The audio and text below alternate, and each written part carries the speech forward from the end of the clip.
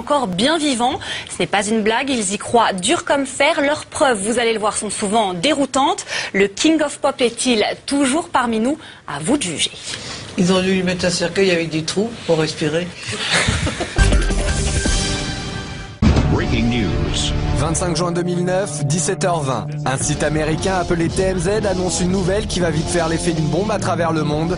Michael Jackson est mort. Celui qu'on appelait le King of Pop aurait succombé à une crise cardiaque à son domicile, âgé à peine de 50 ans.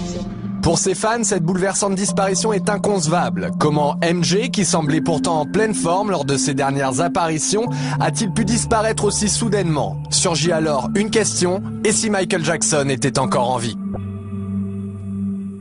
Aujourd'hui sur Internet, l'hypothèse d'une véritable conspiration fait de plus en plus d'adeptes. Coup de projecteur sur tous les éléments de cette troublante théorie. Pourquoi Jackson aurait-il mis en scène sa propre mort? Artiste pionnier et innovateur, Michael Jackson a de tout temps nourri l'incroyable projet de réaliser un film révolutionnaire à échelle planétaire. À ce stade de votre carrière, qu'est-ce que vous n'avez pas encore fait que vous aimeriez achever? Il y a beaucoup de surprises. Un film. J'adore les films. Quoi d'autre? Ça ne sera pas un simple film, il s'agira d'innover, d'améliorer ce média et l'emmener jusqu'à un autre niveau. Pour les adeptes de cette théorie, Michael Jackson ne serait pas mort, mais tout simplement passé de l'autre côté du rideau, devenant l'unique metteur en scène de son propre décès, une mise en scène que certains auraient décelée dès l'annonce de la mort du King of Pop. Que s'est-il réellement passé le 25 juin 2009 ?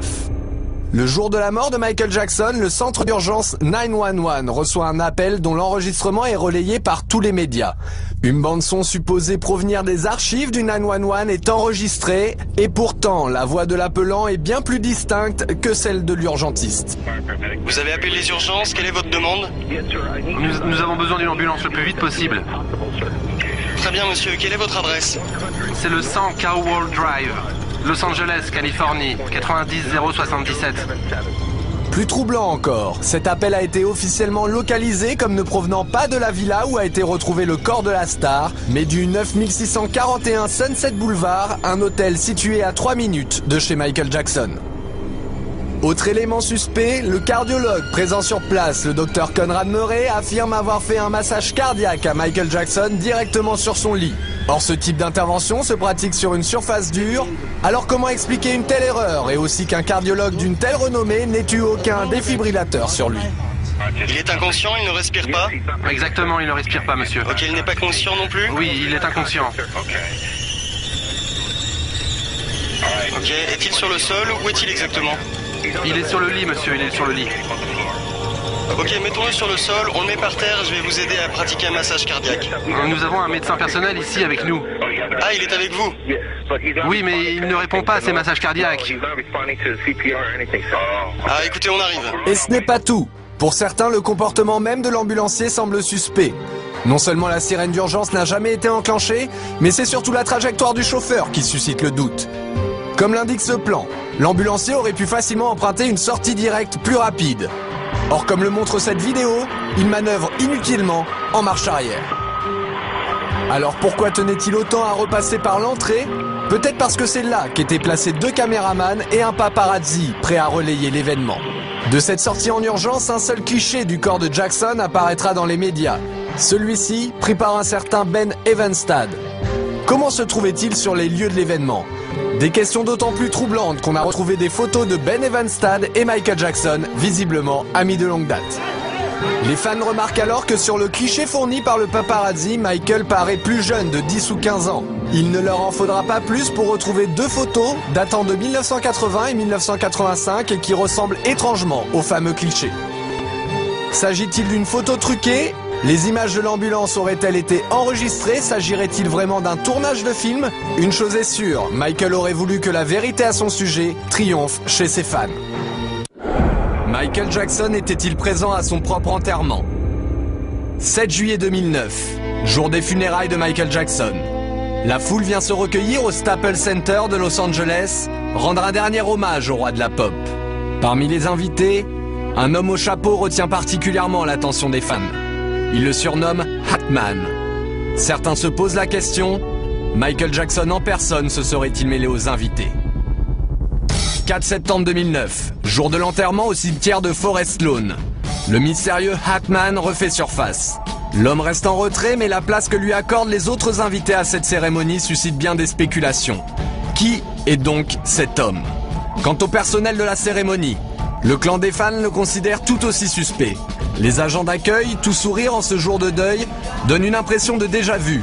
Et pour cause, ils ne sont autres que les danseurs du spectacle This Is It. Le réalisateur Kenny Ortega et le chorégraphe Travis Payne sont d'ailleurs eux aussi présents. Ce sont eux qui coordonnent l'enterrement filmé en haute définition à la manière d'un film. Les fans remarquent aussi les photos prises par des paparazzis en hélicoptère, comme celle de ce chemin à droite de la voiture, qui n'existe pas vu du ciel.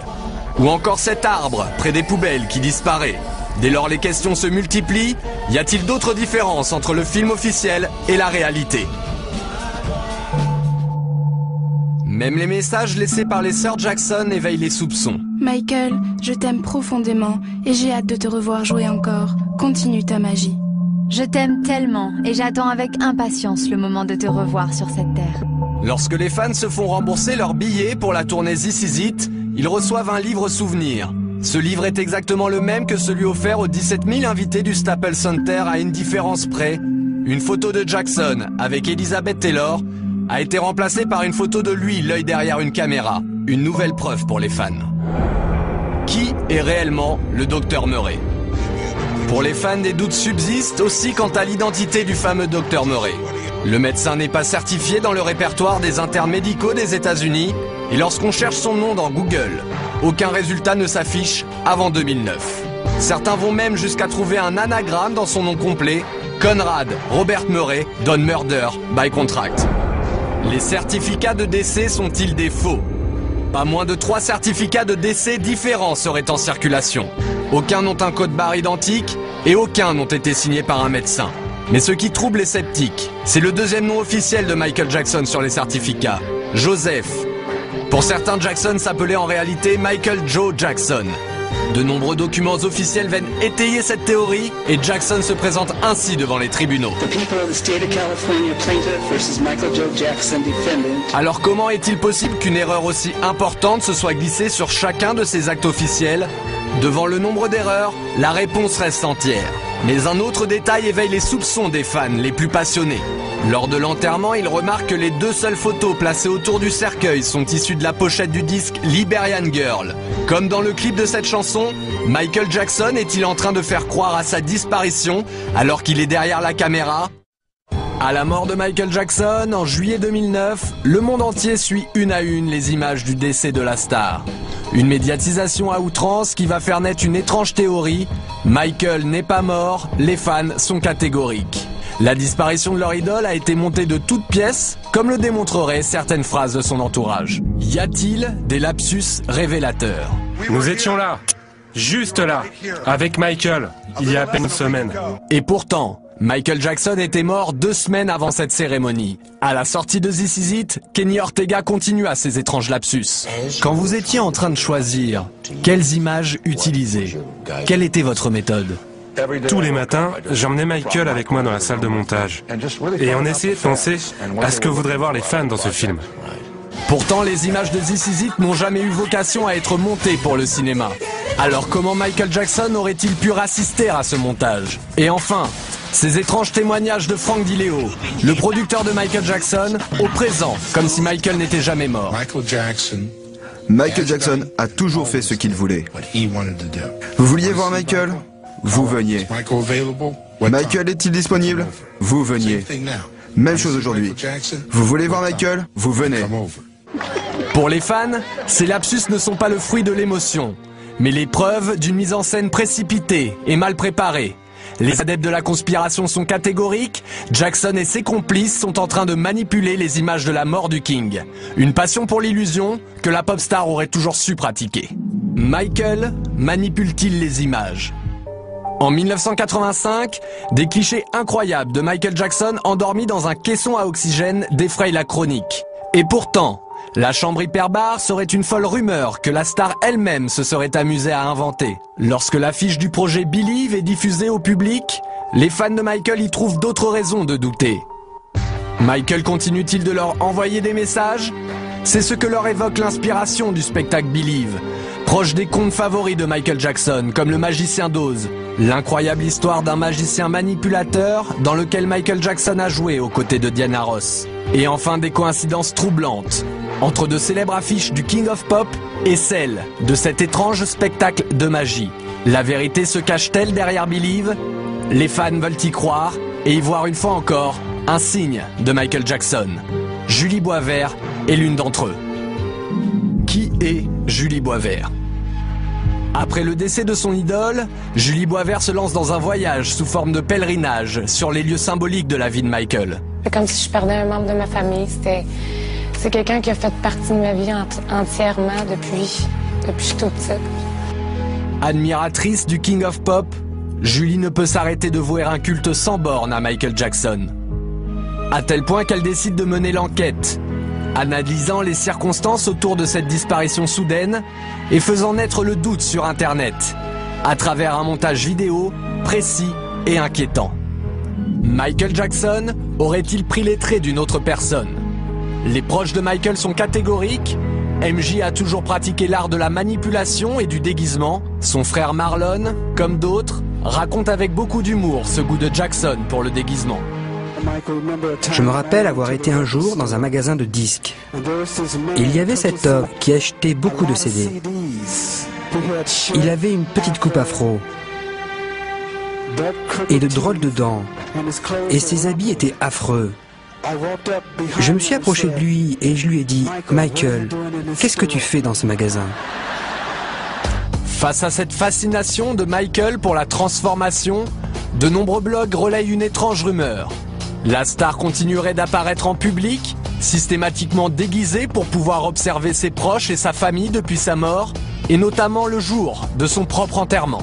Le doute sur la mort de Michael serait donc encore possible, alors quand apparaît sur le réseau social MySpace un étrange personnage nommé Dave Dave, les fans n'en croient pas leurs yeux. Dave Dave serait-il Michael Jackson? En 1983, un enfant nommé Dave Dave fait la une des médias. Victime d'un incendie criminel perpétré par son propre père, l'histoire de Dave Dave va émouvoir Michael Jackson. La star lui jure alors une amitié éternelle. J'ai senti une main se poser sur mon épaule et je me suis retourné. C'était Michael. Et vous savez quoi, Larry? Ce jour-là, nous nous sommes promis une amitié qui ne finira jamais. Soudainement, en septembre dernier, Dave Dave réapparaît sur le plateau de Larry King. Ce troublant personnage va donc faire amplifier la rumeur. Pour les fans, Dave Dave et Michael présentent trop de ressemblances troublantes. L'impossible devient alors envisageable pour eux, les mots et la voix seraient trop ressemblantes. You all mean very much to me, and I love you very much. May God bless you. I love you very much, and may God bless you all. I love you. Ces étranges coïncidences continuent aujourd'hui d'alimenter cette théorie selon laquelle Michael Jackson ne serait pas mort. Une énigme qui ne cessera pas avant que les fans aient trouvé ce qu'ils veulent, la vérité, leur vérité. La vérité triomphe toujours.